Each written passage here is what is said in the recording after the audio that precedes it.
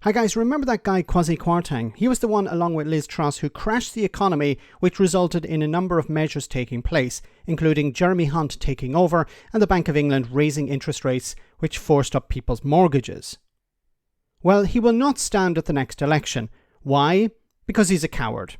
Or perhaps, which may shock you, as it shocked Kay Burley of Sky News, he may have a job in the City of London, the UK's financial centre. What?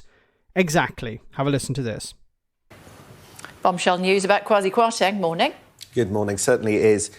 I mean, you couldn't say, Kay, that his career was going to continue being on the up. Look, if the Conservatives go into opposition, and given his role as Chancellor, for which he was sacked by Liz Truss, I think that it's hard to see him playing a big role in the future of the Conservative Party. It is possible to see him getting a job in the city, to be honest. The economy. Yes, but, I mean, have you met some of them? They quite like people who can claim experience, claim authority. Like, I think you would go round as a consultant, as somebody who brings knowledge, you can explain how it works. That Explain what works? How to trash an economy?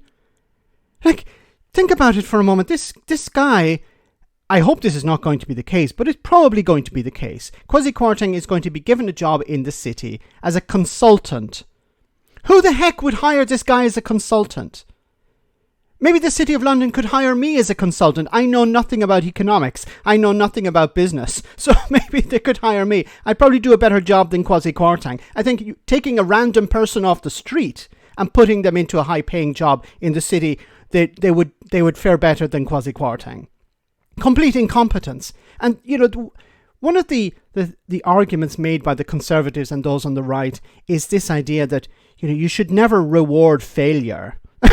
Well, giving Kwasi Kwarteng, I don't know, £500,000 a year in some job in the city, that would be rewarding failure. This is the guy who was sacked by Liz Truss. Sacked by Liz freaking Truss. Just think about that. How bad do you have to be for Liz Truss to sack you? those skills are valuable. What skills? Jesus. He's, a big intellect. You can have lots of opinions about how he did in office, but I think he's still a sellable prospect, down the other end of town. Now, the only way he would be sellable, I think, is some sort of contact, networking. He knows people in the Conservative Party. He knows people in government. He knows people in the civil service. So some sort of corruption, perhaps that's the only way he would be actually useful. So I'd be no use to people in the City of London because I have no connections. I know nobody in government. I know nobody in the civil service. But Kwasi Kwarteng probably does. And that's why he would be sellable. Not because he has some intellect, not because he has some sort of skill. So what is it saying on the wider issue when people like him and others have said, and I know for a fact, others are high-profile people are going to come out quite soon and say, actually, I'm not standing at the next election.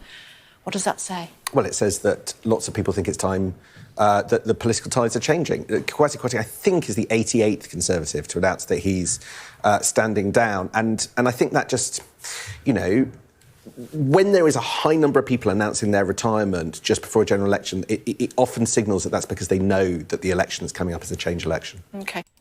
It's a change election, yes. This is Kwasi Kwarteng's constituency, Spelthorn. You can see he won the seat at the last election, 2019, with a majority of 18,000. But as we've seen in recent by-elections, 18,000 is not enough of a majority to hold on to your seat. So he knows he's going to lose it.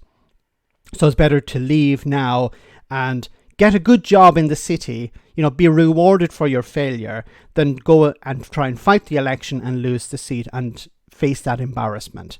So he's taking the coward's way out. And as was pointed out, 80 other MPs are going to take the cowardly way out too. But back to this point of rewarding Kwasi Kwarteng for his failure. This is a disgrace. You have people who have been put into positions of power, make an absolute disaster, and then given a cushy job in the city or in some company. This should end. This should not be happening. Let me know in the comment section, guys, what you think. As always, your comments are greatly appreciated. Thanks a lot.